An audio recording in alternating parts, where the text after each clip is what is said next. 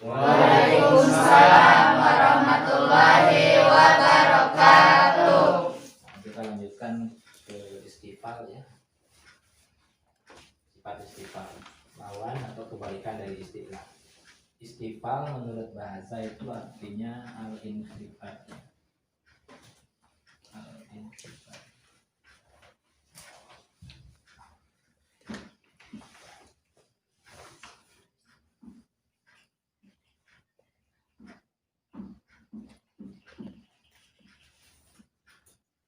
Inkhifat itu artinya rendah atau di bawah ya. Inkhifat. Ini khofad ya. Kan dalam nahwu nanti ada istilah khofad. Khofad itu artinya ya, yang tandanya di bawah ya. Kasroh ya. Sedangkan menurut istilah itu inhitatul lisan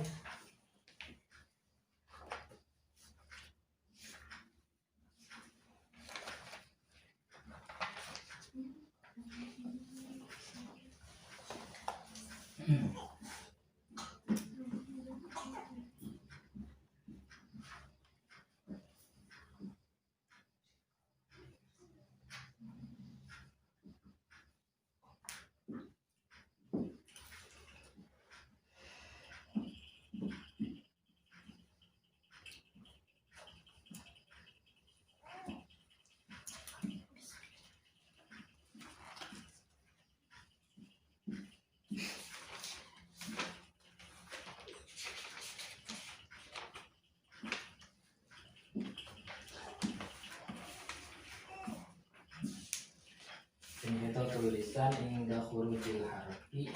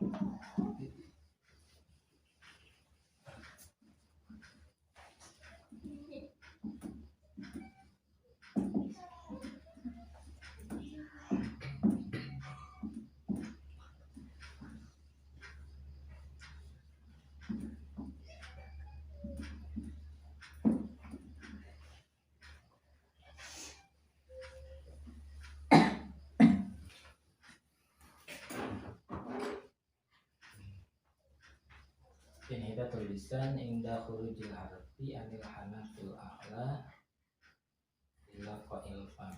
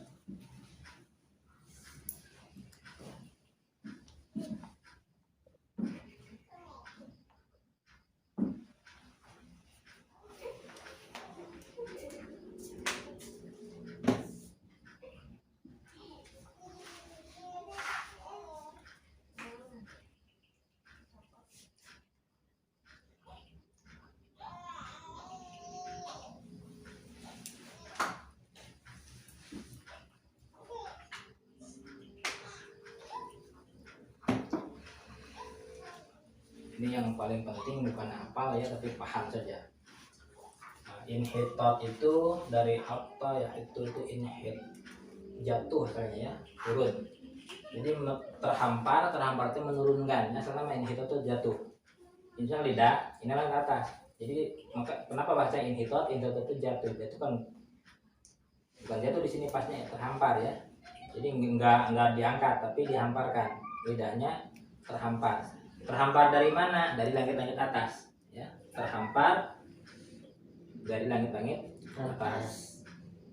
Nah, ketika mengeluarkan huruf, nah sampai kemana? Sampai ke qail fami, pelataran lidah. Jadi kan di bawah lidah itu ada pelatarannya, dihamparkan saja. Jadi enggak diangkat.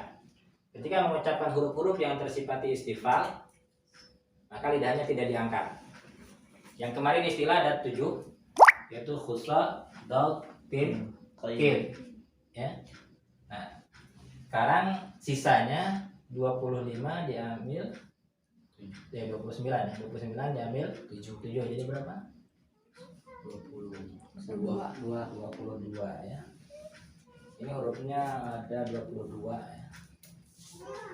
Ulama tajwid mengumpulkan di sini nih kalimatnya.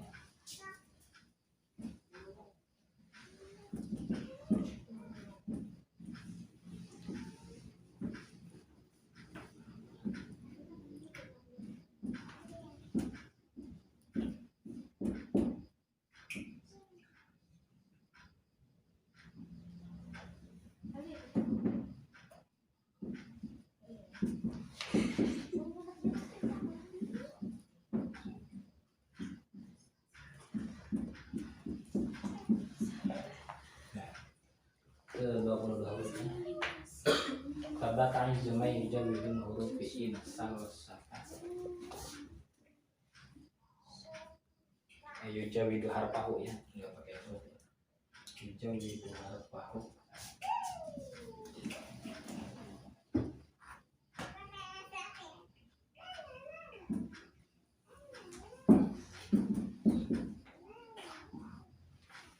Nah, di sini nggak ada huruf-huruf yang kemarin yang 7 nggak ada ya. Sabatain jumai yujawidu harfahu insal syaka. Itu 22 huruf. Nah, ketika mengucapkan huruf-huruf itu lidahnya tidak ada yang diangkat ya. Ta, ba, ta. Sabata. Sabata, ta, ba, ta. Semuanya dihamparkan lidahnya ya. Ain, a, i, u, nggak diangkat lidahnya. Zai, za, zi, zu, tidak diangkat ya. Kemudian mim juga lidahnya nggak diangkat. Ma, mi, mu. Terus nun juga, na, mi, nggak diangkat ya. Sin apalagi? Sa, si, su. Yang diangkat. Kalau diangkat nanti hurufnya jadi salah ya.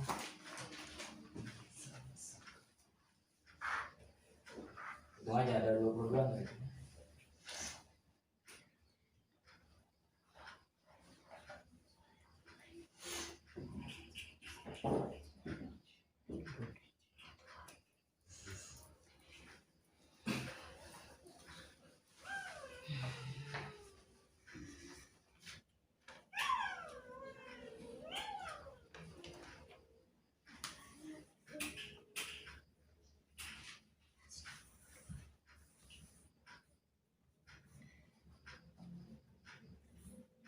Sebetulnya ini bisa dipercepat ya. Kemarin itu jeda, jahat, sama isti'la. Udah 7 sifat ya, ada 6. Yang 2 lagi nanti kuncinya itu ada sifat-sifat kuat, ada sifat-sifat yang lemah. Yang kuat itu rata-rata yang mulutnya tertutup, lidahnya terangkat, ya, napasnya tertahan, suara tertahan. Ya segitu sebenarnya. Jadi kata kuncinya di sini Pak Sudi. Ini misalkan sifat-sifat kuat 5. Sifat kuat itu 1. Ini tertahan, ini ada tertahan itu 2. Napas, kemudian suara. Kemudian di sini ada terangkat lidah. Kemudian ini tertutup mulutnya, tidak terlalu terbuka. Hanya segini sebenarnya. Nanti kebalikannya, ini sifat-sifat kuat. Jadi ada huruf-huruf yang tertahan napas, huruf-huruf yang tertahan suara. Ketika mengucapkannya itu ada huruf yang terangkat lidahnya, ada yang tertutup mulutnya, tidak terbuka. Seperti huruf so itu enggak dibuka untuk cara ngap ya. To, ti, tu enggak gini. Ti, kalau ti kan dibuka ya. Itu jadi ta. Jadi ini sifat itu yang 5 itu. Kemudian yang terakhir ini ada yang berat, ada cepat, lambat atau cepat ya. Ada yang berat diucapkannya, ada yang cepat. Hafal ini kebalikannya, gampang ya. Kemudian yang 7 nanti beda lagi. Sebenarnya gitu, sifat beres. Tinggal nanti udah sifat beres nanti ke hukum. Hukum beres, tajwid beres, tinggal prakteknya saja di Al-Qur'annya di masing-masing.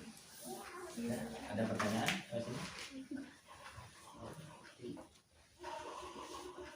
Ada pertanyaan? Oke. Paham ini maksud istifal? Istifal itu apa? Lidahnya terhampar, terangkat. Terhampar teh jahanap, kahanapnya tidak diangkat. Kebalikan yang kemarin, kalau kemarin lidahnya semuanya diangkat. Ada yang diangkat depannya, ada yang diangkat belakangnya ya.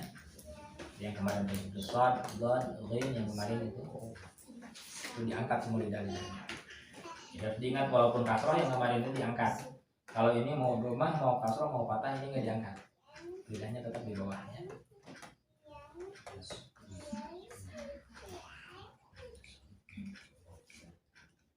Ada yang diangkat nggak ya lidahnya? Nggak ada yang diangkat kan? Semuanya di bawah. A, I, U diangkat nggak? Kemudian jim, ja, ji, ju diangkat nggak? Ya. Nggak diangkat kan? Adapun itu ketika jim itu bukan diangkat, itu menempel langit-langit atas ya, memang mahrajnya di sana. Mahrajnya ya. Tapi sifatnya tidak diangkat ya. Ketika kasroh kan ji nggak diangkat. Hanya memang nempel ke langit-langit atas di sana, itu jim itu mahrajnya dari sana. Mahraj itu logikanya begini. Sebenarnya yang menurut siapa? Syekh Yahya Zakaria Al-Ansari ya, dalam Sarah Jajariyah ya, Daqaiqul Muhkamah ya, Syarhil Jajariyah. Suara itu, huruf itu kalau bersentuhan, mahraj itu kalau bersentuhan dua anggota mulut. Nih, suara itu ada pergesekan benda. Coba saya lihat ini. Ada suaranya nggak? Ada suaranya? Ada. Suara itu bergeseknya antara dua benda, dua jisim. Maka huruf itu kan suara yang mencakup salah satu huruf hijaiyah. Iya. Maka makhraj huruf itu tidak bisa tanpa ada perbenturan atau persentuhan dua anggota mulut. Nggak bisa. Lidah saja mau nggak nempel dengan apa-apa. Bisa nggak keluar huruf? Pasti ada yang nempelnya kan? Ada yang nempel ke gigi, ada yang nempel ke lidah, ada yang nempel ke langit-langit atas. Maka tadi ketika mengucapkan jim itu ja, ji, ju itu bukan terangkat lidahnya ya. Tapi memang si lidah bersentuhan dengan langit-langit atas, itu mahrajnya. Karena lidah nggak akan bersuara kalau nggak ditempelkan dengan yang lainnya ya. Paham ya? Jangan sampai tadi berpaham, wah itu jim kan ke langit-langit atas tuh naik, bukan naik itu, bukan diangkat ya, tapi itu nempel memang dari sana makhrajnya. Kalau nggak ditempelkan ada suaranya nggak? Ada kan ada hurufnya nggak?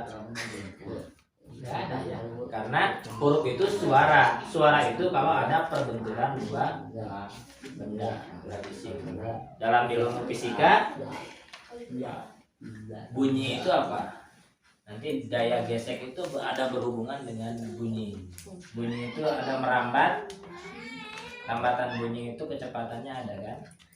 Itu kalau tidak ada udara di sini, tidak akan ada bunyi. Bunyi itu bisa terdengar oleh kita karena merambat lewat udara. Ya. Udaranya merambat di sini dari paru-paru dikeluarkan, kemudian ada perbenturan. Nah, perbenturan si anggota mulut itu menimbulkan bunyi, ya, suara itu. Nah, suara itu kalau menjadi simbol yang bermakna nanti huruf, ya, menjadi simbol, dikasih simbol bunyinya itu jadi huruf. Kan huruf itu simbol bunyi. Kalau begini ada simbolnya nggak? Nggak ada kan? Kalau suara A dalam bahasa Indonesia ada simbolnya? Ada huruf baru. Nah, huruf A. Kalau gitu bilang gini, ada simbolnya nggak? Huruf bukan? Bukan.